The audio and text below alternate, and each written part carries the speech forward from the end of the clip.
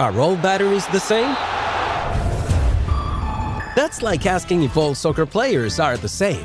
Take Messi, the most decorated player ever. Is there any other player who has achieved that? No, just him. Now take Duracell. Is there any other battery with power boost ingredients inside? No, just Duracell. Remember, goats only trust goats because they're built different. And Messi only trusts Duracell. This episode is brought to you by Google Chrome.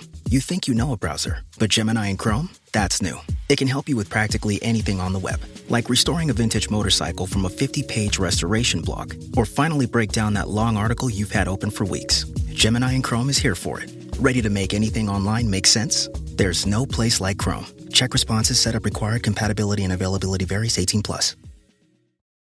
Episode 295, AI for Learning Photography Faster in 2026 Good Day. I'm your host, Robin, and today I want to talk about photography, specifically about the journey from taking photographs that are technically adequate but somehow feel flat, to taking photographs that have genuine presence, that capture something real about a moment or a place or a person in a way that makes people want to keep looking. This is a journey that most people who get seriously interested in photography want to take, and that can feel slow and uncertain without good guidance. In 2026, AI has become a capable and sometimes surprisingly insightful companion in developing photographic skill. And today, I want to talk about the specific ways it helps. Imagine you have had a camera or a smartphone that you use seriously for photography for a couple of years. You have taken a lot of photographs. Some of them you are genuinely happy with. Most of them you can see are missing something, but you are not always sure what. You have watched some tutorials. You understand aperture and shutter speed in theory, but the gap between technical competence and photographs that feel genuinely alive is one that tutorials alone do not seem to close. The missing ingredient is usually specific, personalized feedback, someone looking at your photographs and telling you not what is wrong in a generic technical sense, but what the specific photograph you took needed that it did not have. AI photo analysis tools have become capable enough to provide a meaningful version of this feedback. Apps like PixArt's AI critique features, Halide's composition guidance, and the AI analysis built into some photography learning platforms can look at your specific photographs and identify the factors that are limiting their impact.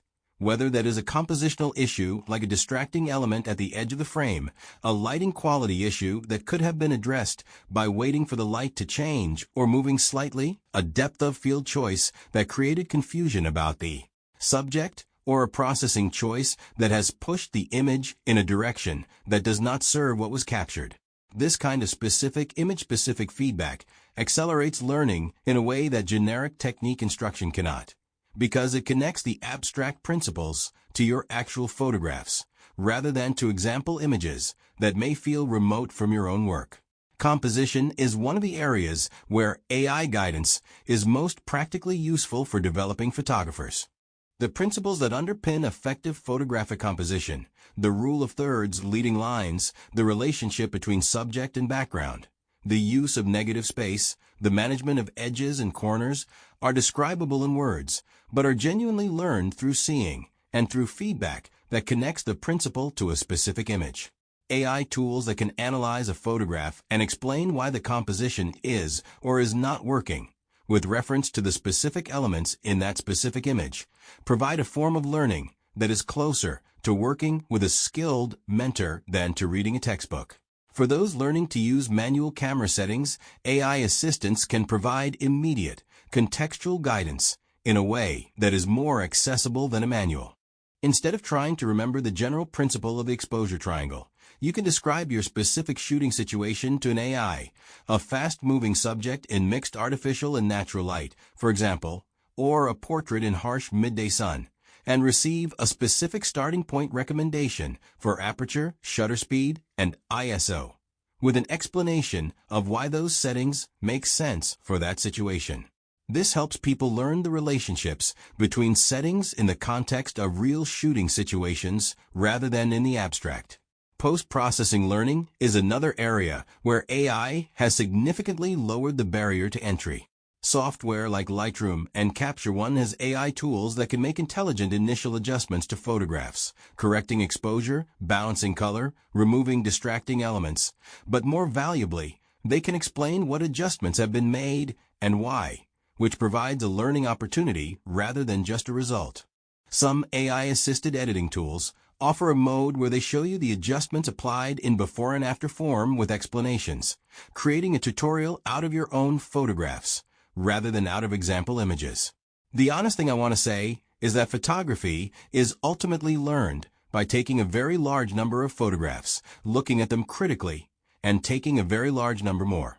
No amount of theoretical instruction or AI guidance replaces the accumulation of time behind a camera in varied conditions, paying attention to what is working and what is not.